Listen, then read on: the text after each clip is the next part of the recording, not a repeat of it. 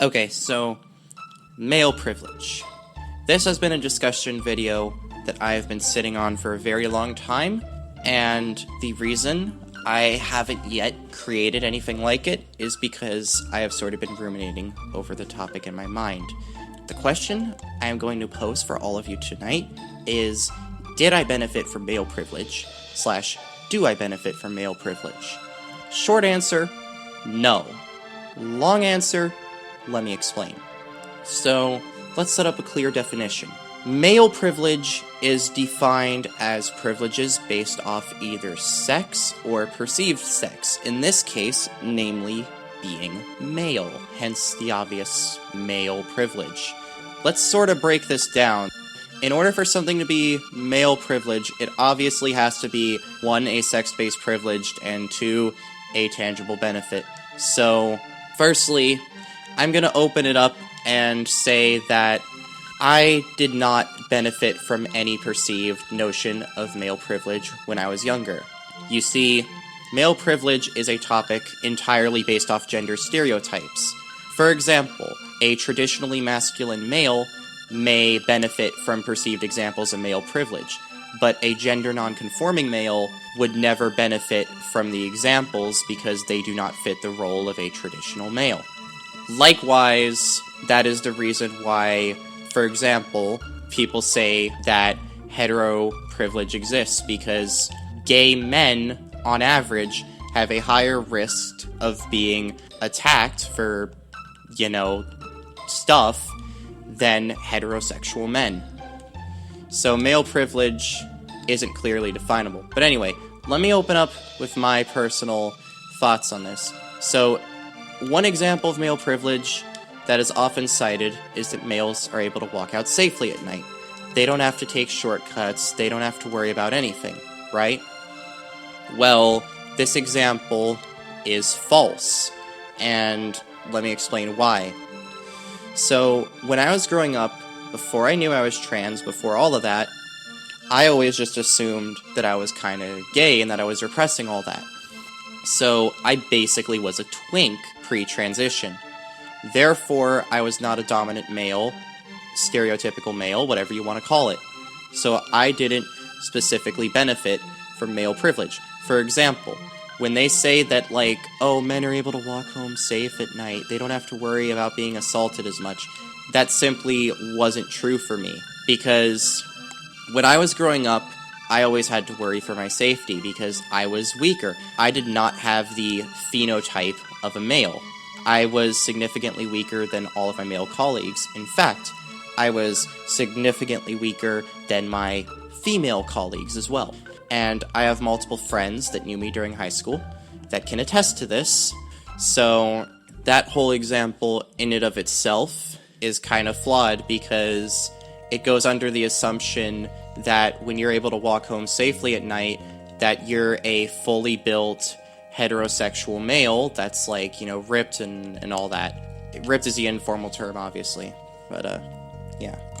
So I never got that perceived benefit growing up because I was gender non-conforming. I was a twink. I was not considered to be a man. I was at best considered to be a boy, right? So I didn't benefit from any of that. And people say, but men always speak up and get their voices heard. It's really hard for women to get heard. Men always steal their ideas and so on. Well, what if I told you that those exact same things happened to me? Because as well as being perceived as a twink, I was also perceived as being submissive. I was perceived as being weaker than my male peers. So all that talk about women having their ideas stolen and repeated by men and being talked over by men and intimidated by men, all those same things happened to me. So you can't say that I benefited from something that is based entirely in stereotypical gender roles and stereotypical phenotypes and makeups and etc. if I didn't have any of those stereotypical things. Therefore, I did not benefit from male privilege in that example. But let me break it down a little further. Male privilege is also rooted in heteronormativity. meaning that if you're a man and you do things typically expected of your gender, like heteronormative behaviors, you are rewarded for those heteronormative behaviors, whereas if you do non-heteronormative behaviors, you are shunned for doing those exact things. For example, when I was younger, I wasn't interested in girls in the same way that other boys my age, quote-unquote, were interested in girls. So I didn't benefit from that heteronormativity at all. In fact, I'd say that it actually hurt me in indescribable ways. I was sort of raised that, oh, being a twink is just a phase, eventually he'll man up, and so on. In reality, I didn't man up, and thus I faced not only peer pressure, not only family pressure, not only society pressure, but also bullying from not being a man, quote-unquote.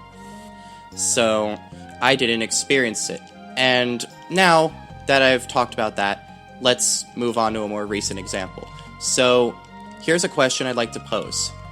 Do you think, given what I've told you, that it is rooted in heteronormativity, that only, dominant, typically built men benefit from male privilege?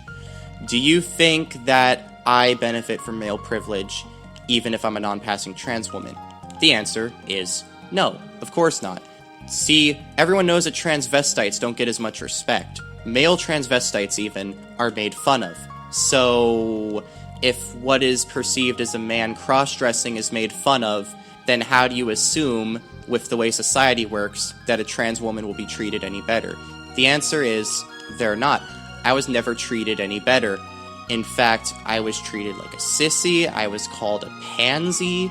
When I used to present femininely, when I didn't pass at all, I was constantly bullied for it, I was constantly shamed for it, I was told things like, you're going to hell, you disappoint your mother, all the normal things that are said to men who don't present typically masculine and or cross-dress. And I can attest to this for a fact, because for 2 years, I was constantly denied HRT, so I never got to transition, and I never got to pass.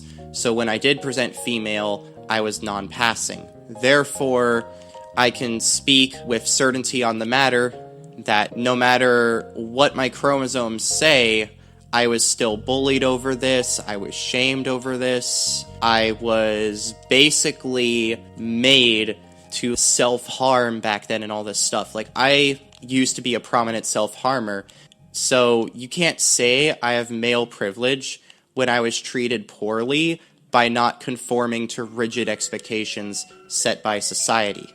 Because the reality is, you can say it's about chromosomes all you want, but in reality, non-manly men are shunned.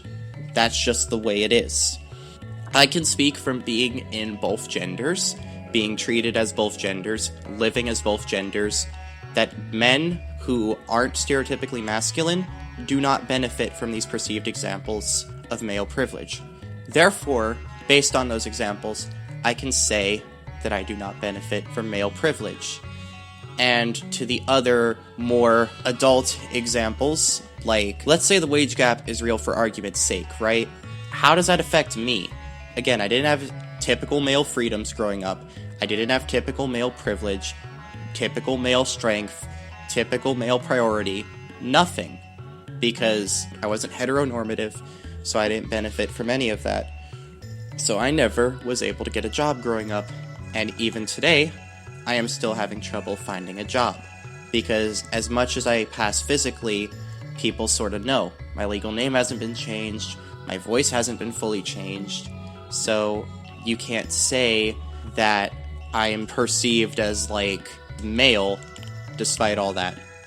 Whether you like it or not, it's hard for me to find a job, and that's just the reality of the situation. So, yeah, you can claim that I have male privilege, and you can continue shouting on your soapbox forever, but it's never going to change the fact that what you're basically saying goes against all your contradictions and all your definitions of the very term you label me with, being privileged white male, ignoring the fact that I'm obviously not even white.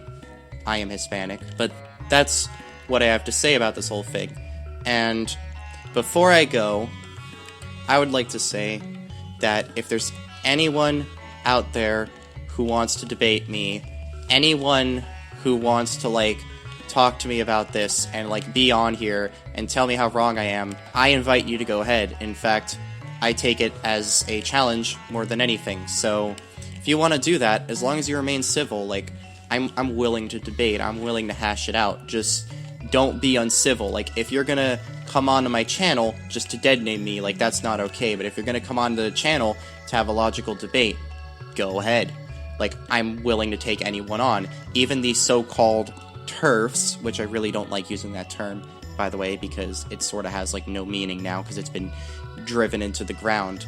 But even the so-called TERFs, whatever, like, if you want to debate me, as long as you're civil, I'm perfectly fine with it. So come on here, tell me how wrong I am. Just hit me up on Discord, hit me up on Instagram, whatever. We'll work something out. Anyway, that's all I got to say on this matter, and I hope you all have a nice day. Subscribe for more content, and I'm sorry that this video took so long. It was just kind of milling around in the works for a while. I've been going through a lot. Thank you for watching till the end. Bye.